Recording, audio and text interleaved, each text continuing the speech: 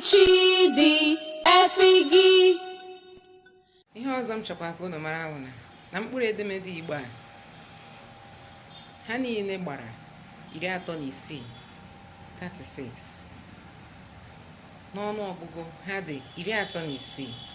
N'ime 36 mkpụrụ edemede 36 a enwere ụdaume kepụta bekee vowels ya na mgbochiume nke a na-akpọ na bekee consonants.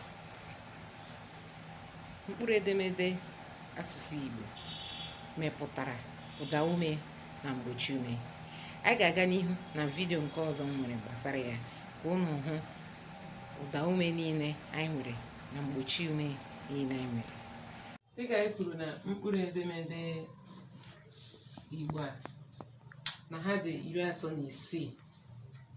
O nwere ihe ọzọ m chọrọ ka unu mara dị oke mkpa, na ha ekere ha ụzọ abụọ, ụdaume na mgbochiume. Ụdaume pụtara na bekee vowels, mgbochiume pụtara consonants. Ndị bekee kwuru na ụdaume gbara ụzọ 5, that's all the 5 words. Mana asụsụ Igbo ụdaume gbara ụzọ 8, n'ihi na ọ dị ụzọ abụọ. Enwere ụdaume mfe na ụdaume arọ. Ụdaume mfe wụ ka a na-akpọ light vowels, ụdaume arọ bụ heavy vowels. A na-aga ịmata ndị wụ ụdaume n'ime ndị a. Nke mbụ bụ a, e,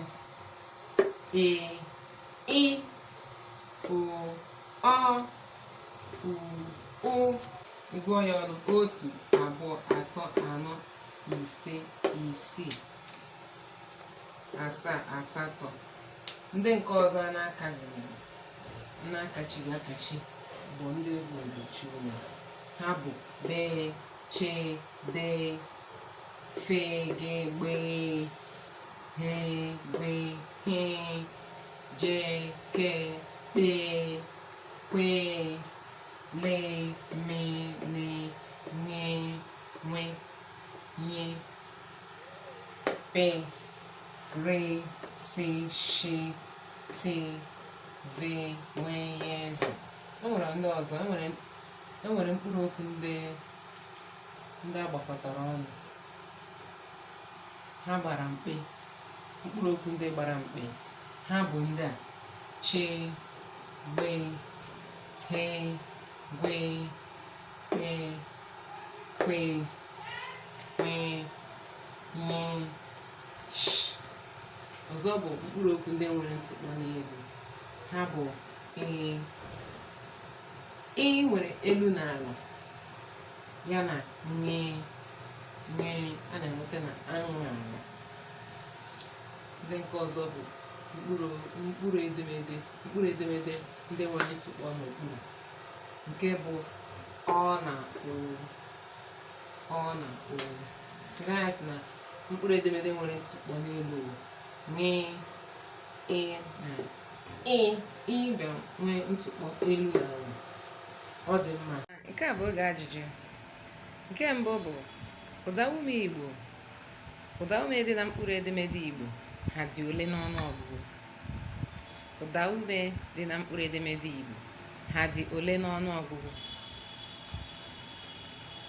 Nke abụọ, mkpụrụ edemede Igbo ha dị ole n'ọnụ ọgụgụ? Mkpụrụ edemede Igbo ha dị ole n'ọnụ ọgụgụ?